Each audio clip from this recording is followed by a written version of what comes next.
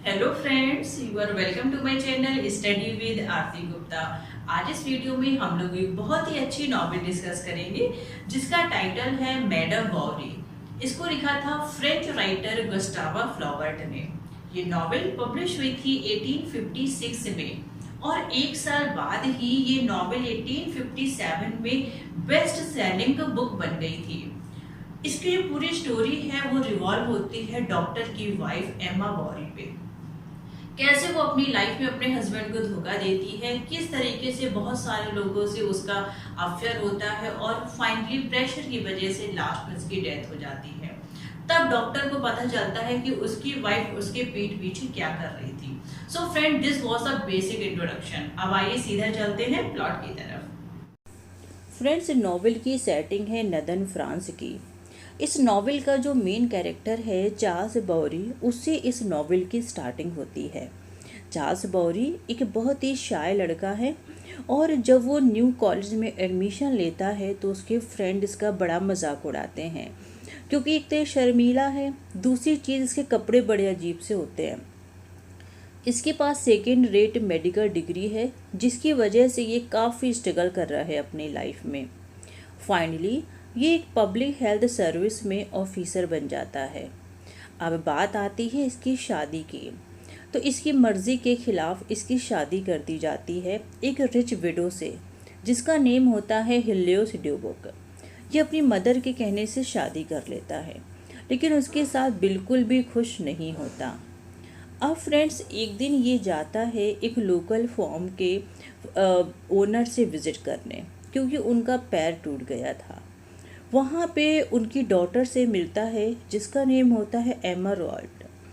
एमा चार्ल्स को बहुत ही अच्छी लगती है क्योंकि उसके कपड़े बहुत ही ज़्यादा अच्छे थे। उसने कॉन्वेंट स्कूल से पढ़ाई की हुई थी और काफ़ी अट्रैक्टिव भी थी। अब चार्ल्स इससे काफ़ी ज़्यादा अट्रैक्ट हो जाता है, बार बार वहाँ पे विज़िट करता है, ज़रूरत ना होने पर भी वहाँ पे जाता है। तब तक जाता रहता है जब तक इसकी वाइफ ऑब्जेक्शन नहीं उठाती। लेकिन कुछ ही टाइम के बाद अनएक्सपेक्टेडली इसकी वाइफ हेलियोस की डेथ हो जाती है और कुछ टाइम के बाद ये एम्मा के साथ अपना रिलेशन कंटिन्यू करने का सोचता है। एम्मा के फादर भी परमिशन दे देते हैं और ये दोनों शादी कर लेते हैं। अब फ्रेंड्स, नॉवेल पूरी तरीके से शिफ्ट होती है एमा के ऊपर। एमा जो कि बहुत ही ज़्यादा फैंसी लड़की है, इसकी डिज़ायर बहुत ज़्यादा है और ये लग्जूरियस लाइफ भी जीना चाहती है। वैसे तो चार्ल्स अच्छा खासा कमा लेता है। एक दिन क्या होता है कि एमा और चार्ल्स एक पार्टी में जाते हैं जहाँ पे एम्मा बहुत ही ज़्यादा एक्साइटेड हो जाती है उन तड़कती फड़कती चीज़ों को देख के, उन लग्जूरियस लाइफ को देख के, उन लोगों के हाई स्टैंडर्ड को देख के, जिससे इसको ये रियलाइज़ होता है कि मेरी मैरिड लाइफ बहुत ही ज़्यादा डल है और बहुत ही ज़्यादा लिस्टलेस है। चार्ल्स को अपनी वाइफ को देख के लगता है कि शायद मुझे अपनी प्रैक्टिस की जगह चेंज करनी चाहिए, जिससे थोड़ा सा एटमॉस्फेयर, थोड़ा सा सीनरी चेंज होगी तो इसको अच्छा लगेगा। तो ये अपनी प्रैक्टिस शिफ्ट कर लेता है यॉनवाइल। यॉनवाइल जो कि एक टाउन है। यहाँ पे एमा एक बेटी को जन्म देती है जिसका नाम ये लोग रखते हैं बर्थ। लेकिन मदरहुड भी एमा के लिए सक्सेसफुल प्रूफ नहीं होता। ये अपनी लाइफ से बहुत ही ज़्यादा बोर हो जाती है। इसको लगता है कि मैं क्या करूं, क्योंकि मुझे बिल्कुल भी अच्छा नहीं लग रहा है। फिर फ्रेंड्स, ये एक लड़का था जिसका नेम था लियोन ड्यूपिस, जो ये लॉ स्टूडेंट था। ये उसकी तरफ अट्रैक्ट होने लगती है। एमा को लिटरेचर और म्यूज़िक का बहुत ही ज़्यादा शौक था। तो जब ये लियोन से मिलती है तो लियोन इसको काफ़ी पसंद करता है।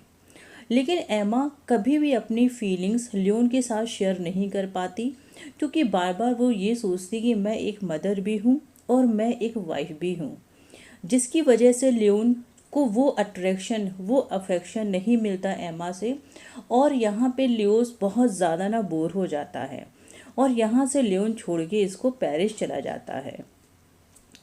अब फ्रेंड्स, एक दिन क्या होता है कि चार्ल्स के क्लिनिक में एक बहुत ही रिच लैंड ओनर आता है जिसका नेम होता है रेडोल्फ बोलेंगर। रेडोल्फ की नज़र पड़ती है एमा के ऊपर।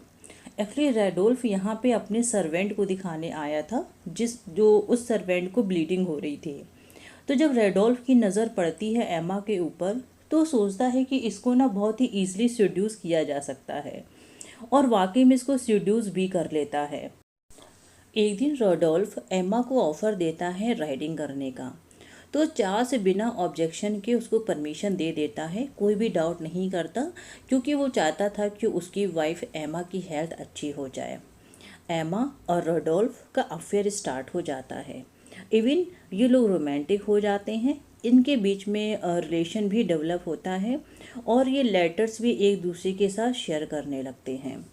फ्रेंड्स, 4 साल जब इनके अफेयर के हो जाते हैं तो ये लोग डिसाइड करते हैं कि ये लोग यहाँ से भाग जाएंगे, लेकिन रेडोल्फ इस चीज़ को मना कर देता है, और रेडोल्फ एक अपोलोजाइजिंग लेटर लिखता है और एक एप्रिकॉट की बास्केट में की बॉटम में उसको रख देता है और एमा को डिलीवर कर देता है।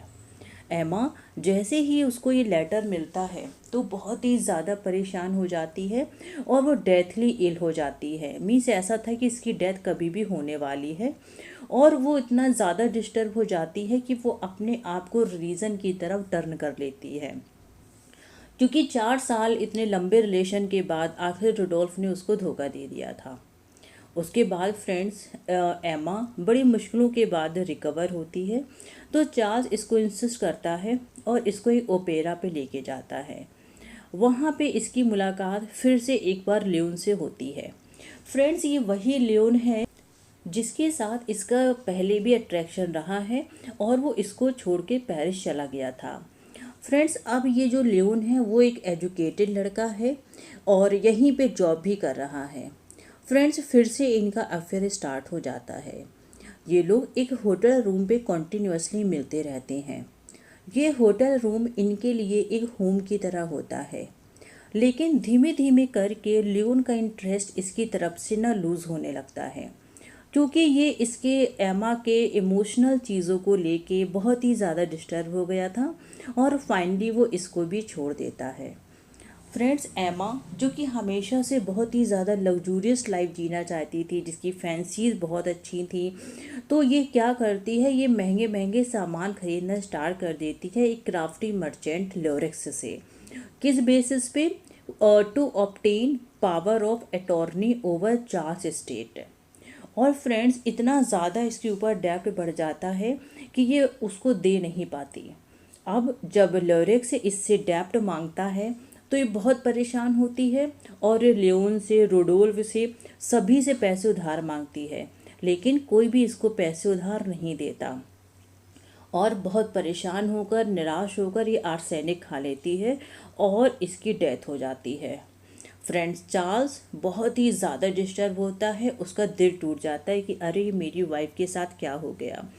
वो अपनी वाइफ के रूम को बहुत ही ज़्यादा प्रिजर्व करके रखता है, उसके एटीट्यूड को, उसके टेस्ट को अडॉप्ट कर लेता है, जिससे कि उसकी यादें हमेशा चार्ल्स के दिल में ज़िंदा बनी रहें।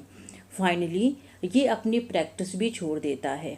धीमे धीमे इसका सारा पैसा, इसकी सारी प्रॉपर्टी सीज होने लगती है, क्योंकि एमा ने बहुत ही ज़्यादा डेब्ट कर लिया था। उसके बाद फ्रेंड्स, इसकी भी डेथ हो जाती है और ये अपनी बेटी को अपनी मदर के पास भेज देता है, लेकिन बर्थ की ग्रैंड मदर और चार्ल्स की मदर, इनकी भी डेथ बहुत ही जल्दी हो जाती है।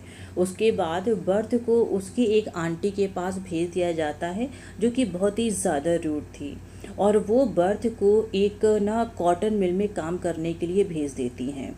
इस तरीके से फ्रेंड्स, आपने देखा कि चार्ल्स की पूरी फैमिली ना ख़त्म हो जाती है।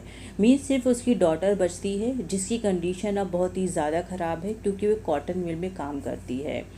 और फ्रेंड्स, हम लास्ट में नॉवेल के एंड में ये देखते हैं कि वहाँ पे एक और डॉक्टर था, एक और फार्मासिस्ट था, जिसका नेम था होमेस।